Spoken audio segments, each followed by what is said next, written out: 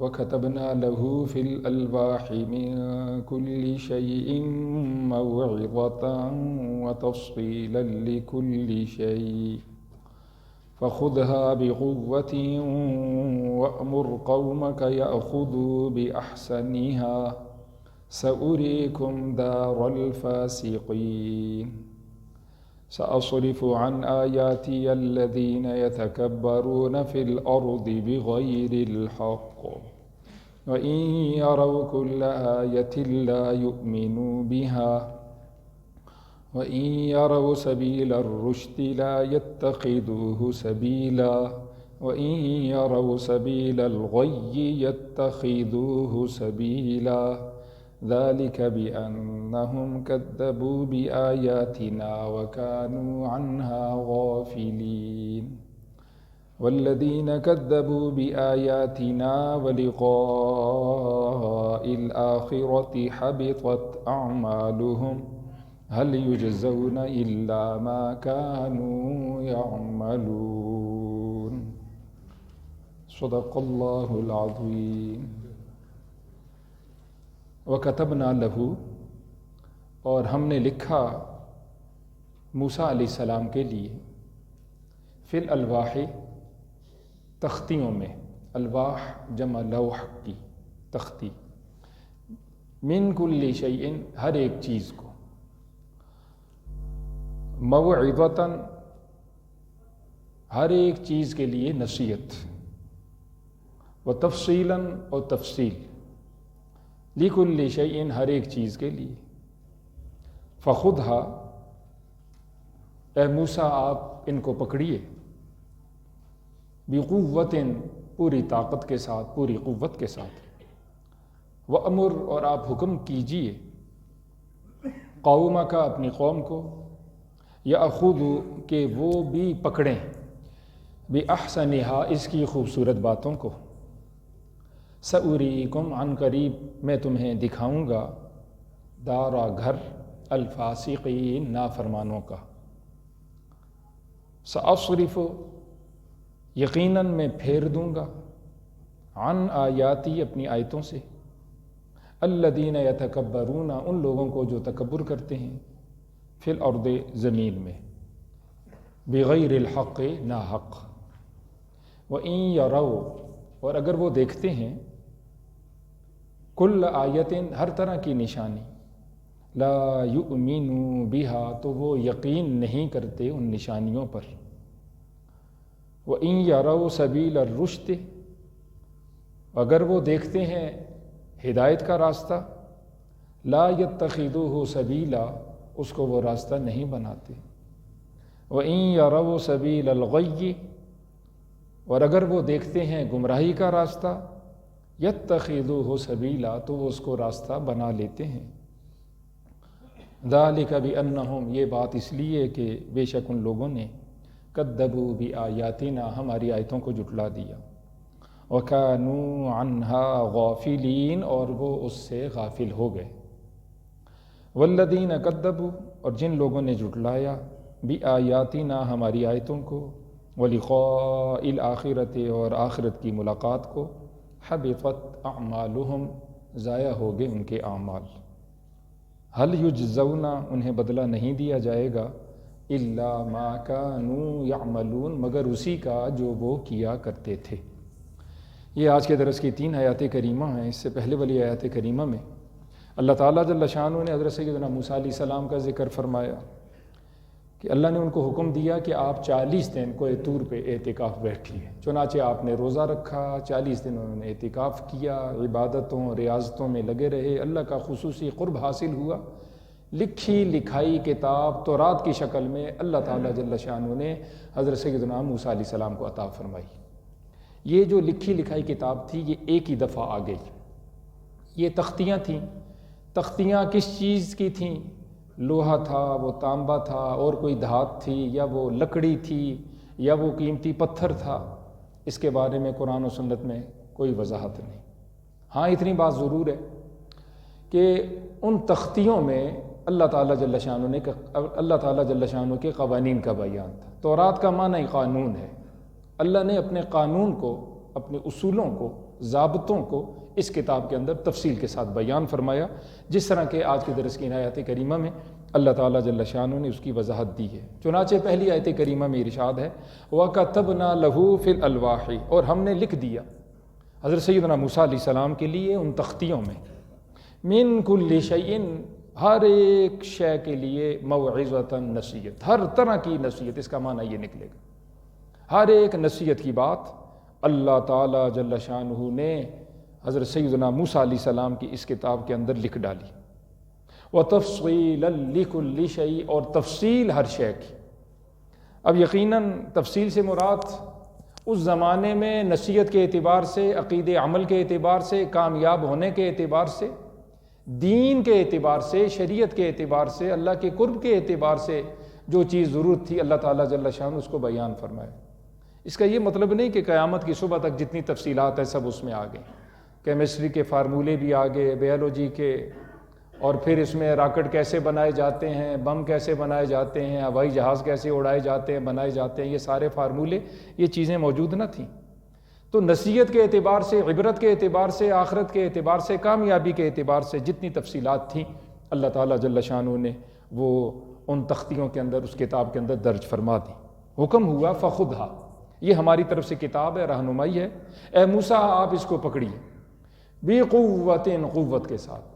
یہ ہاتھ کے اندر پکڑنا مراد نہیں ہے کہ آپ اس کو مضبوطی کے ساتھ پکڑیں، بلکہ یہ عقیدے کے اعتبار سے، عمل کے اعتبار سے جو کچھ یہاں بیان ہے اس کو آپ اپنے عقیدے کے اندر لائیے اور اس کے نیچے نیچے زندگی گزاریے، یہ آپ کے لیے لازم اور ضروری ہے۔ چنانچہ انبیاء سب سے پہلے عمل کرنے والے ہوتے اور مضبوطی کے ساتھ اللہ کی کتاب کو تھامنے والے ہوتے۔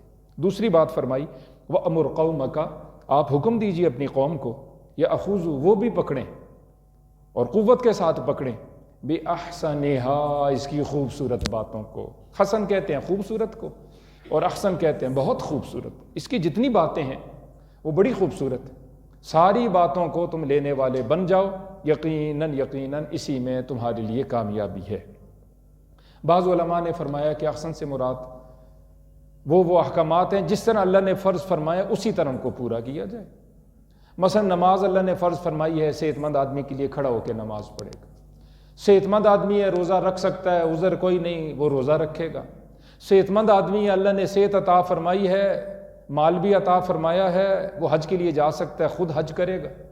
جہاد فرض ہو چکا ہے، اپاج معذور نابینا نہیں ہے، کمزور نہیں ہے، شیخ فانی نہیں ہے، وہ اللہ کے راستے میں نکلے گا اور کفار کا مقابلہ کرے گا۔ یہ اس کو عربی میں کہا جاتا ہے عزیمت، جو حکم جس طرح آیا ہے اس کے مطابق اس کو پورا کیے جائے، اسی کو احسن کہا گیا۔ ایک دوسری قسم ہے انہی احکامات کی، وہ ہے رخصت۔ رخصت کا مطلب یہ ہے کہ جس طرح فرض ہوئے ہیں اس طرح ادا نہیں کر رہا، اس کی کوئی مجبوری ہے، معذوری ہے، اس معذوری کی وجہ سے اللہ نے اس کو رخصت دے دی، اجازت دے دی۔ کھڑے ہو کے نہیں پڑھ سکتے، بیٹھ کے نماز پڑھ لو، بیٹھ کے نہیں پڑھ سکتے، لیٹ کے پڑھ لو، روزہ نہیں رکھ سکتے ان دنوں میں چھوڑ دو، بعد کے دنوں میں پورا کرو۔ بعد کے دنوں میں بھی اتنی ہمت سخت نہیں ہے، کسی زمانے میں سردی گرمی میں روزہ نہیں رکھ سکتے تو پھر فدیہ دے دو۔ خود حج نہیں کر سکتے، اتنے کمزور ہو چکے ہو، ایسی بیماری لاحق ہو چکی، اپنی طرف سے کسی کو حج بدل کرواؤ۔ خود تم اللہ کے راستے میں جہاد نہیں کر سکتے، جہاد جب فرض ہو چکا ہے تو پھر تم اللہ کے راستے میں خرچ تو کر سکتے ہو، تم اللہ کے راستے میں خرچ کرو۔ یہ سارے معذورین کے لیے حکم ہے، ایک ہے عزیمت اور ایک ہے رخصت۔ تو احسن کا مطلب یہ ہے کہ جو جس طرح اللہ نے احکامات کو فرض فرمایا، فرض ہے، واجب ہے، حقوق اللہ، حقوق العباد، ان کو لیجئے اور اس کے مطابق عمل کیجئے۔ سأُرِيكُمْ دَارَ الْفَاسِقِينَ، ان قریب میں تمہیں دکھاؤں گا فاسقوں کا گھر۔ فاسق کہتے ہیں نافرمانوں کے، سب سے بڑا فاسق کافر ہے، والکافرون هم الظالمون، وہ بڑا ظالم بھی ہے اور بڑا فاسق بھی ہے اور بڑا کافر بھی۔ اس سے مراد ملک شام فلسطین کے قوم عمالقہ کے لوگ ہیں جو کافر تھے۔ اللہ تعالیٰ جل شانہ نے فرمایا یہ کتاب میں دے رہا ہوں، اس کے نیچے زندگی گزارو، ایک دن آئے گا اللہ یہ علاقے تمہیں عطا فرمائے۔ جس طرح اللہ نے فرعونیوں کو غرق فرمایا، نیست و نابود فرمایا، اور مصر کی سلطنت یا بادشاہت اگلی نسلوں کو مل جائے گی، اسی طرح ملک شام فلسطین میں یہ لوگ آباد ہیں، تم وہاں جب جہاد کرو گے اللہ تعالیٰ جل شانہ یہ ملک تمہیں عطا فرمائے گا۔ چنانچہ جس طرح وعدہ ہوا تھا اسی طرح بعد کے زمانوں میں حضرت سیدنا یوشع بن نون رضی اللہ تعالیٰ عنہ علیہ السلام، اللہ نے ان کو جس وقت خلیفہ بنایا، حضرت سیدنا موسیٰ علیہ السلام کا ان کی کمانڈری میں انہوں نے جہاد کیا اور یہ علاقے اللہ نے ان کو عطا فرما دی۔ بڑی ضروری بات جو اللہ نے یہاں بیان فرمائی دوسری آیت کریمہ میں، اس پہ غور فرمائیے۔ سأصرف، میں پھیر دوں گا، اللہ کہتا ہے میں خود پھیروں گا، ہٹا دوں گا، عن آیاتی، اپنی آیتوں سے، وہ پہلی آیات ہوں یا قرآن پاک کی آیات ہوں، قرآن و سنت کی باتیں، الذین یتکبرون، ان لوگوں کو جو تکبر کرتے ہیں، فی الارض، زمین میں، بغیر الحق، نا حق، آیات اربوں کھربوں ہوں، معجزات اربوں کھربوں، دلائل کا انبار ہو، جو متکبر ہے، جس کے ذہن کے اندر فطور ہے، کبھی بھی اس کو ان آیات سے کوئی فائدہ نہیں ہوگا۔ پہلی اصلاحی طور پر سب سے پہلی کوشش یہ ہے کہ انسان کے مزاجوں سے غرور، تکبر نکل جائے، اور یہ قدرتی فطرتی بات ہے کہ 100ویں نمبر پہ جا کے غرور، تکبر نکلتا۔ اصلاحی سلسلے ہیں، اصلاح میں انسان بڑھتا ہے بڑھتا، اپنے آپ کو ٹھیک کرتے کرتے 100ویں نمبر پہ آخر میں جا کے تکبر، غرور نکلتا، اور بڑا ہی خوبصورت انسان ہے کہ اللہ تعالیٰ جل جلالہ اس کو توفیق نصیب فرما دے کہ پہلی سطح پہ اس کا غرور، تکبر ختم ہو جائے، کیونکہ غرور تکبر والا وہ اپنے آپ کو اللہ کے احکامات سے مبرہ اور منزہ سمجھتا ہے، علیحدہ مخلوق سمجھتا ہے، لوگوں کو حقیر و ذلیل سمجھتا ہے۔ حضور سے پوچھا گیا، اللہ کے رسول صلی اللہ علیہ وآلہ وسلم، ہم اچھے کپڑے پہنتے ہیں اور ہم اس کو پسند کرتے ہیں، اچھا جوتا پہنتے ہیں، اچھی سواریوں پہ سوار ہوتے ہیں، کیا یہ بھی تکبر ہے؟ حضور نے فرمایا نہیں، وَلَكِنَّ الْكِبْرَ مَنْ بَطَرَ الْحَقَّ وَغَمَطَ النَّاسَ، کما قال علیہ الصلوۃ والسلام۔ تکبر میں دو باتیں بیان فرمائیں، حق بات اس تک پہنچے، اس کو جھٹلا دے، ٹھکرا دے، نہیں مانتا جی میں، چاہے کچھ ہو جی، جس نے جو کچھ میرا بگاڑنا ہے بگاڑنا۔ ایک آدمی کہنے لگا جی کہ یہ میں مانتا تو ہوں وراثت کے احکامات کو، لیکن جی اس پہ عمل نہیں ہو سکتا، ہے نماز پڑھنے والا ماشاءاللہ، کہتے ہیں بہنوں کو میں ایسا نہیں دے سکتا جی، نافذ العمل نہیں ہو سکتا، ہم کہاں کے پھر مسلمان رہے؟ کتنا کبیرہ گناہ ہے، کیونکہ دنیا کا فائدہ نظر آ رہا ہے، دنیا کا جہاں فائدہ نظر آ رہا ہے وہاں ہم ڈنڈی مار جائیں گے۔ نماز پڑھنا آسان ہوگا، ذکر کرنا آسان ہوگا، درود شریف پڑھنا آسان ہوگا، لیکن جس وقت بات آئے گی کہ دیکھو حرام مال سے بچو، مشکل ہو جائے گا، دیکھو یہ وراثت کا قانون اللہ نے یوں بیان فرمایا ہے، وہ دینا اس کے لیے یوں ہو جائے گا گویا کہ موت۔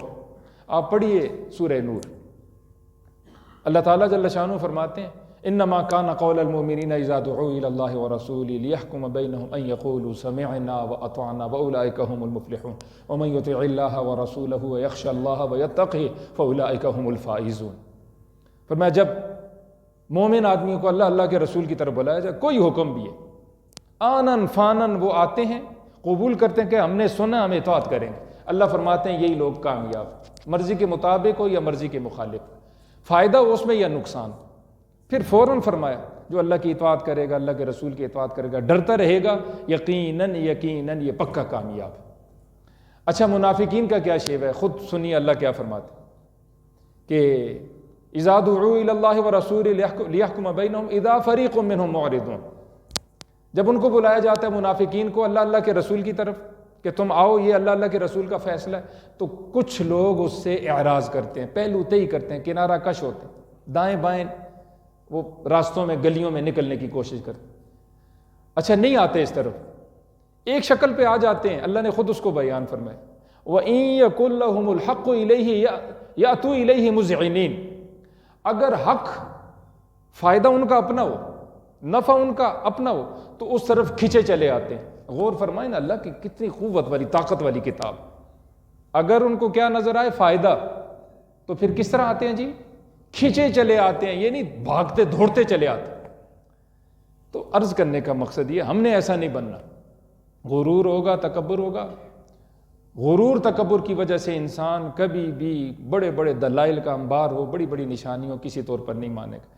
ایک خوبصورت بات اگر آپ کو یاد رہے تو اللہ تعالیٰ جل شانہ نے قرآن پاک میں چلنے، دوڑنے اور بہت تیز دوڑنے کے بارے میں چند ایک صیغے استعمال فرمائے، جس کی جتنی قدر تھی، جتنی حیثیت تھی، اس کے مطابق اللہ نے اس کے لیے صیغہ استعمال فرمایا، چلنے کا یا دوڑنے کا۔ دنیا کی جہاں بات ہے حلال کمائیوں کی، دنیا کی چیزیں حاصل کرنے کی، وہاں اللہ تعالیٰ جل شانہ فرماتے ہیں فمشو فی مناکبہا، کیا فرمایا جی؟ فمشو، چلنا۔ مشیون کا مطلب ہوتا ہے عام رفتار سے چلنا۔ میں دنیا کی بات ہو، دنیا کے معاملات ہوں، نارمل رفتار سے چلو۔ فاتقوا اللہ واجملوا فی الطلب وتوکلوا، اللہ سے ڈرو، اللہ پہ بھروسہ کرو، اس سلسلے میں جائز راستے اختیار کرو، بے صبری کا مظاہرہ نہ کرو، رفتار اپنی دھیمی دھیمی رکھو، اللہ تمہیں رزق تمہارا پہنچا دے گا، کیونکہ دنیا بالمقدر ہے، بالمشقت نہیں ہے کہ جو تیز بھاگے گا، بہت کوشش کرے گا تو بہت کم آ جائے گا، نہیں، بعض اوقات سارا دن تھکنے ہارنے والا 1000 روپے پہ بیچارہ نہیں بچت ہوتی اس کی، اور صرف بیٹھے ہوئے ایک سائن کرنے والا کروڑوں کے وہ اس کے اکاؤنٹ میں ٹرانسفر ہو جاتے ہیں۔ اس نے کچھ محنت نہیں کی، اس نے بڑی محنتیں کی۔ دنیا مقدر ہے، جتنا اللہ نے لکھ دیا اتنا ہی ہے، لہٰذا فرمائے اس میں بہت زیادہ تھکنے کی ضرورت نہیں۔ اچھا، دوسرا صیغہ آپ غور فرمائیں، جمعے والے دن اللہ فرماتے ہیں ہم نے جمعے کی نماز کو فرض فرمایا، اذا نودی للصلاۃ من یوم الجمعۃ، کیا فرمایا؟ فاسعوا الی ذکر اللہ۔ جب جمعے والے دن اذان ہو چکے، فاسعوا الی ذکر اللہ، دنیا کے سارے کام چھوڑ دو، بیوی بچے کاروبار دوسرا تیسرا دوست احباب کھانا پینا سب ترک کر، فاسعوا الی ذکر اللہ، اللہ کی یاد کی طرف، اللہ کے ذکر کی طرف تم نکل جاؤ۔ سائی کا مطلب ہوتا ہے ذرا پھرتی دکھاؤ، تیزی دکھاؤ۔ مش کا مطلب آہستہ سے چلنا، سعو کا مطلب ذرا تیز چلنا۔ یہاں صیغہ اللہ نے استعمال فرما دیا، تبدیل فرما دیا۔ تیسرا صیغہ عرض کر رہا ہوں، غور فرمائیں، اللہ تعالیٰ جل شانہ نے جہاں جنت کی نعمتوں کو، اپنی رحمتوں کو بیان فرمایا ہے، تو اللہ تعالیٰ جل شانہ فرمایا وَسَارِعُوا إِلَىٰ مَغْفِرَةٍ مِّن رَّبِّكُمْ وَجَنَّةٍ عَرْضُهَا السَّمَاوَاتُ وَالْأَرْضُ أُعِدَّتْ لِلْمُتَّقِينَ۔ یہ سورہ حدید میں بھی ہے اور سورہ آل عمران میں بھی ہے، سورہ نساء میں بھی۔ اللہ تعالیٰ جل شانہ نے فرمایا دیکھو اللہ کی رحمت کی طرف اور جنت کی طرف تم بھاگو۔ سرعت کا معنی ہوتا ہے 2 چلنے والے، 10 چلنے والے، 1000 100 چلنے والے، ان سے تم آگے نکلنے کی کوشش کرو۔ کیا فرمایا؟ ایک دوسرے سے اس سلسلے میں آگے تبھی نکلا جا سکتا ہے جو جتنی رفتار سے جا رہا ہے دوسرا اس سے زیادہ رفتار سے آگے جائے۔ یہاں اللہ نے سرعت کا صیغہ استعمال فرمایا، اور قربان جائیں اللہ کی ذات عالی پہ چوتھا صیغہ ایک جگہ استعمال فرمایا سورہ زاریات میں، بعض اوقات یہ آیات کریمہ میں بھی پڑھتا ہوں۔ وہاں اللہ تعالیٰ جل شانہ جہاں اپنی ذات کی بات فرمائی ہے کہ فَفِرُّوا إِلَى اللَّهِ، اللہ فرماتے ہیں میرے بندو میں تمہارا خالق و مالک و رازق ہوں، جب تم میری طرف آؤ تو فَفِرُّوا إِلَى اللَّهِ، بھاگتے ہوئے آؤ۔ یہ سب سے اوپر کا بھاگنے کی جو فارم ہے نا جی، یہ صیغہ جو ہے فرار، بھاگنا، سانس پھول جائے، تم تھک جاؤ، اپنی محبت کا جذبہ دکھاؤ، وہاں کیا فرمایا؟ فَفِرُّوا إِلَى اللَّهِ، تم اللہ کی طرف بھاگتے ہوئے دوڑتے ہوئے چلے آؤ۔ تو اللہ تعالیٰ جل شانہ مجھے آپ کو بھی بنا دے ایسا ہی کہ اللہ کی بات ہو، اللہ کے رسول کی بات ہو اور آخرت کی بات ہو، وہاں ہماری پھرتی زیادہ ہو، وہاں ہماری تیزی زیادہ ہو، ہمارا فائدہ ہو یا نقصان ہو، اللہ کے سارے احکامات کو ہم دل و جان سے قبول کریں۔ یہاں اللہ فرماتے ہیں وَإِن يَرَوْا كُلَّ آیَةٍ، اگر وہ دیکھتے ہیں، دیکھ لیں ہر طرح کی نشانی، لا یؤمنوا بہا، یہ تکبر کرنے والے کبھی بھی اس پر یقین نہیں کریں گے، ان کو فائدہ نہیں ہوگا۔ وَإِن يَرَوْا سَبِيلَ الرُّشْدِ، اور اگر وہ دیکھ لیں کامیابی کا راستہ، لا يَتَّخِذُهُ سَبِيلًا، اس کو وہ راستہ نہیں بناتے۔ اس پہ غور فرمائیں۔ وَإِن يَرَوْا سَبِيلَ الْغَيِّ، اگر وہ دیکھ لیں گمراہی کا راستہ، يَتَّخِذُوهُ سَبِيلًا، وہ اس کو بنا لیں گے راستہ۔ ذَلِكَ بِأَنَّهُمْ كَذَّبُوا بِآيَاتِنَا، اس لیے کہ انہوں نے ہماری آیتوں کو جھٹلایا، وَكَانُوا عَنْهَا غَافِلِينَ، اور وہ اس سے غافل ہو گئے۔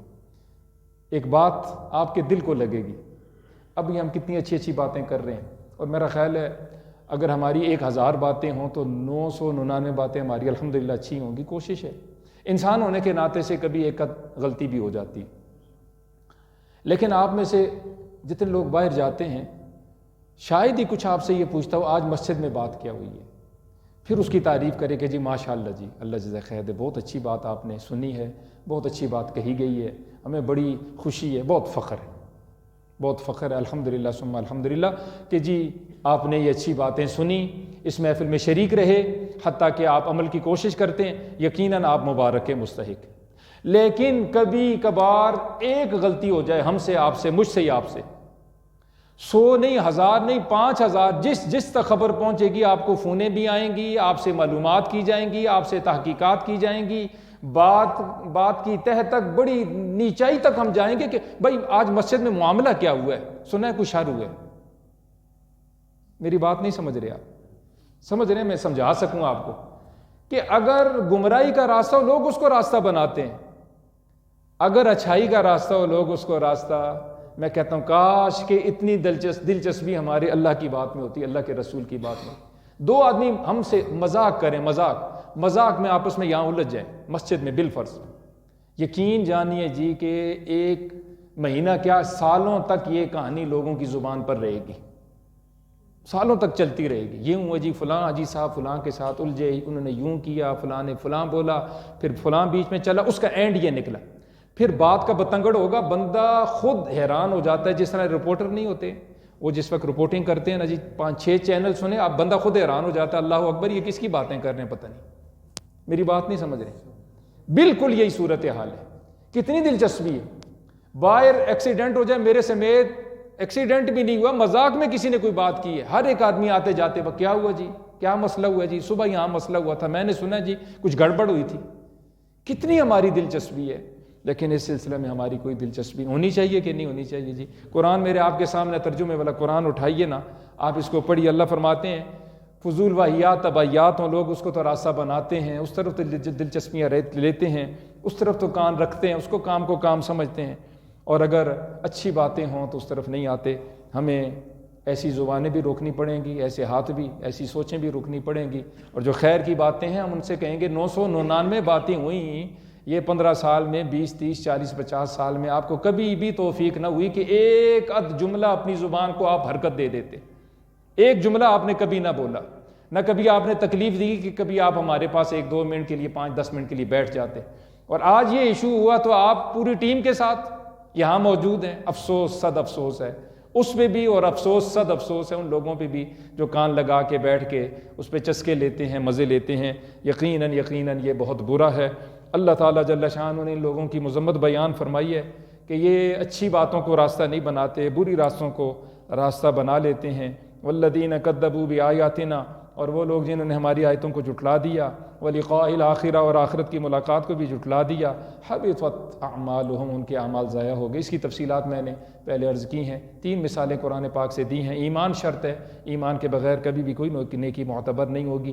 آخرت کا یقین نہ ہو تو ایمان نہیں ہے، فائدہ کچھ نہیں ہوگا عملوں کا۔ اللہ کی آیتوں کو جھٹلا دیا، عمل کا کوئی فائدہ نہیں ہوگا، آخرت میں دنیا کا فائدہ ہو سکتا ہے۔ هل یجزون، انہیں بدلہ نہیں دیا جائے گا، الا ما كانوا يعملون، مگر اسی کا دیا جائے گا جو وہ عمل کیا کرتے تھے۔ اللہ سے دعا ہے اللہ ہمیں یقین عمل کی توفیق سے مالا مال فرمائے۔